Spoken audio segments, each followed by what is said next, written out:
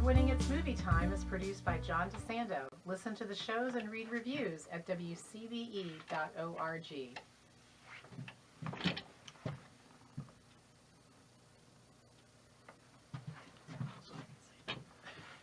So our video people can see this, and my kids can see that I have this. Gotcha. I'm John DeSando. And I'm Mary Yerina. And this is It's Movie Time. Mary, one of the big winners this year, at least if you can tell from the Golden Globes, and certainly in the Oscars to come, is The Shape of Water. Mary, what kind of a movie is this? It is a combination of many genres, I think audience members need to be prepared for that. If you're expecting one genre, you may not be satisfied because it's multiple genres. So, science fiction we can accept. Absolutely. It's also fairy tale. It very much reminded me of, as a kid when you read Aesop's fables. Yeah. A lot of dark and light, good and evil forces at play. But there's also a comic book element to this. Very much so. At many times I felt like I was seeing a comic book come to life. And in particular, there's one scene where there's a close-up on her daily quote calendar. And I thought, boy, that looks like something Roy Lichtenstein would paint. So it has just so many different fairy tale, romance, horror, science fiction, just numerous genres kind of combined into this one fantasy film. It's early 60s. It really is a kind of a takeoff on The Creature from the Blue Lagoon. No, it's really a takeoff on The Creature from the Black Lagoon. Yes. Right, yeah. And all of those paranoia horror films. And also, I think the paranoia of the 1950s. Oh, yeah. Leading into the 60s with the Red Menace of Russia and the Soviet Union paid homage to. This is big Cold War stuff. Very much so. So, and the director is? Guillermo del Toro. Well, thank you so much. He did Pan's Labyrinth, among others. And it's a very, very creative film. We need to say, a young cleaning lady, yes, played by Sally Hawkins. Eliza. Eliza, as in Doolittle. Eliza falls for an amphibian man who's brought into this laboratory in a big container. And he's got gills and the whole deal. But he has those big, soft, innocent eyes. Aren't they? That's part of the comic book nature or the cartoon nature of it. They always get eyes right. And they his do. And his are really nice. Well, as you mentioned, it's good and evil, and the bad guys are the government. They are, as well as I think, it was interesting because all the characters have their own backstory that they don't go into deeply, but they give you openings to it, including the villain, Strickland, played by Michael Shannon. You get a little glimpse into his psyche through a few snippets of his personal life. Wow, he is the ultimate bad guy. I think Marion is one of his lines is as he looks at himself, and determined as he is to really to snafu anything that goes wrong about this amphibian, and even to get rid of him. He says, "I deliver." And I'm thinking to myself of our current president, for instance. Are many people today who say they deliver, for instance, radicals.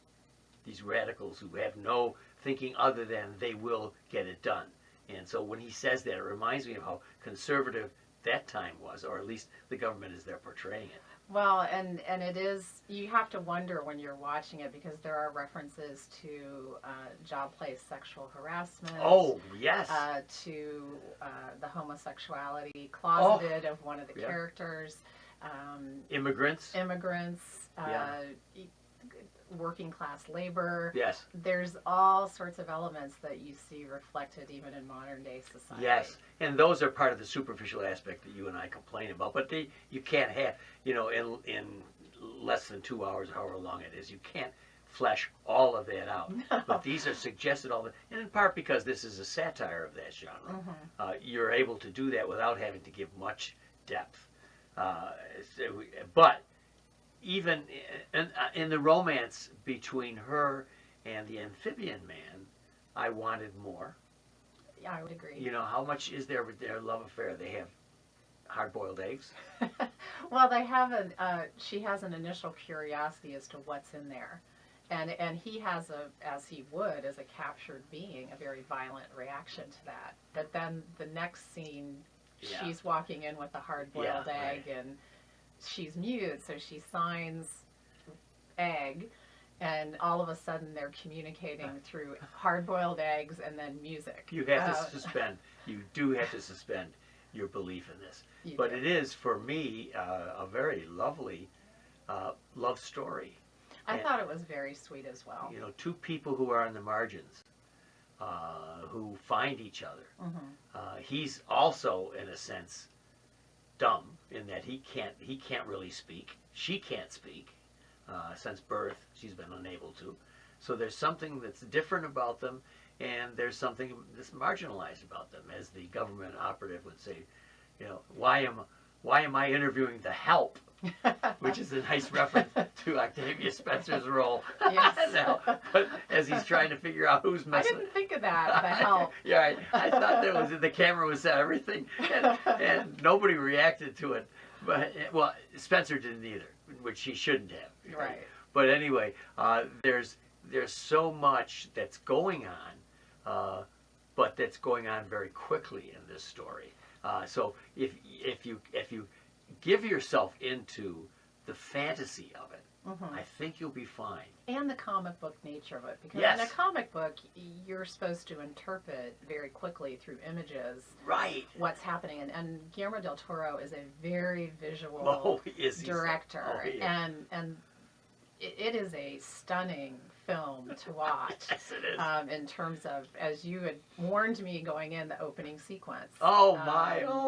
Is as the credits open and it rolls, it really sets the tone for Eliza's character and her being the heroine in this story, just so beautifully. I mean, it's a stunning opening sequence. It's one time when voiceover works for me, when Richard Jenkins is giving the voice about, you know. He's the narrator, as well as the next door neighbor best friend. And as he's, you know, what I say about her and so on, just the perfect kind of lyrical thing that I love about a love story. And the, you know, this obviously a heavy water imagery going on here. The motif is throughout, and the opening sequence is just stunning, and Agreed. Tied in with the end, which unfortunately has been elaborated many times on the posters and the trailer. But the journey to get there is still worth seeing. I'm delighted with it. Mary Yerina, the movie is The Shape of Water. What grade would you award it? There are so many reasons to award it an A, but there were also so many things that I wanted more of. So in terms of the visual innovation, I would give it an A, but overall, because it all comes back to the script and the story that I think could have gone a little deeper and been a little richer, I give it a B+. Good, and it's one of the reasons. That's one of the reasons I like having you on, is that you can counterbalance my completely romantic notion about it and give me some details that I appreciate. So I'm at an A, and it's really one of my absolute favorites of the year. I'm so interested in seeing how it pans out, as in pans. I was going to say, no pun intended there. I wish it could have gone deeper. No pun intended about the water there.